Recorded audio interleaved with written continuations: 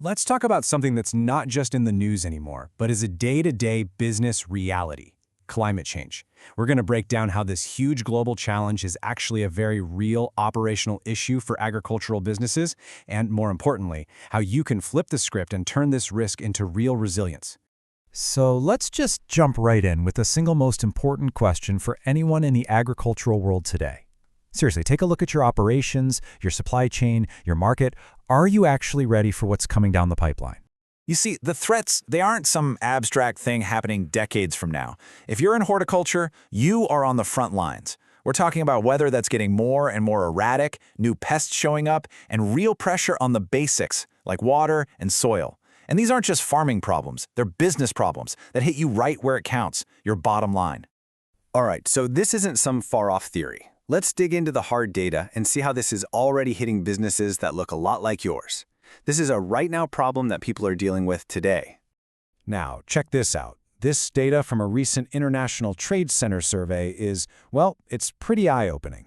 In sub-Saharan Africa, a huge majority of small and medium-sized businesses, we're talking 68%, already see environmental risks as a big deal. So if you're feeling this pressure, you are definitely not alone. And this is where it gets really interesting. Just look at the difference here. Companies that export are investing in adaptation almost 10 percentage points more than companies that don't. You know what that tells us? Being plugged into the global market is a huge wake-up call. The international marketplace is already demanding climate resilience. Okay, so what do you do about it? When you're facing this new reality, you basically got two ways to go, two toolkits to work with. And figuring out the difference between them is absolutely crucial for making the right calls for your business. But first, a real quick clarification, just so we're all on the same page. When we say weather, we mean, is it going to rain tomorrow? But when we say climate, we're talking about the big picture, the average of all that weather over 30 years or more. And the challenge we're facing is a fundamental shift in that long-term average. All right, so here's the breakdown. On one side, you've got mitigation. Think of this as fighting the cause of the problem, reducing emissions, maybe by using less fertilizer. It's the long-term global fight. And on the other side, you've got adaptation. This is all about dealing with the effects right here, right now on your farm, using things like drought-resistant crops or smarter irrigation. This is about your immediate survival and strength. But, and this is so important, it's not an either-or situation. You don't just pick one. The smartest, most resilient businesses, they understand that these two things work hand in hand. Adaptation helps you survive the changes you can't avoid today, while mitigation helps prevent things from getting completely unmanageable tomorrow. This is the point where the whole story can shift. Because once you start putting these ideas into practice, you start to realize, hey, what started as a threat is actually one of the biggest business opportunities of our lifetime. Just think about that for a second. The usual question is, how do we survive climate change? But the much more powerful question is, how can I use this moment to build a stronger, more innovative, and ultimately a more profitable business? I mean, the potential upside here is huge.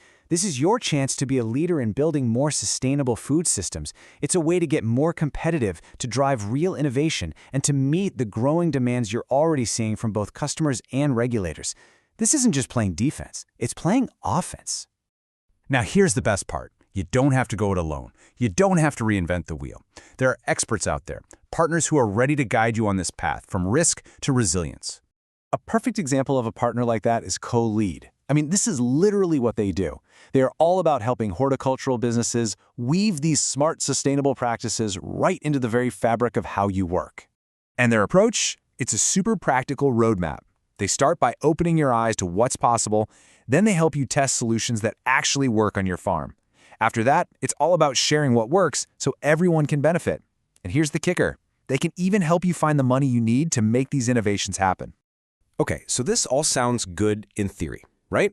But where do you actually start? What is a concrete, tangible first step you can take on this journey, like right now?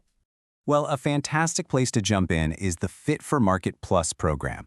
It's a real-world initiative, and it's designed specifically to help horticultural SMEs like yours adapt, thrive, and get more competitive in this changing world.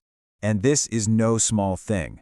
When you see that it's backed by major players like the European Union and the Organization of African, Caribbean, and Pacific States, well, that tells you the support you're getting is built on a really solid, credible foundation. So we'll leave you with this one big question to chew on. You've seen the risks, for sure, but you've also seen the path to opportunity and the partners who can help you walk it. The only real question left is, what's your next move going to be? How are you going to turn this climate risk into your greatest competitive edge?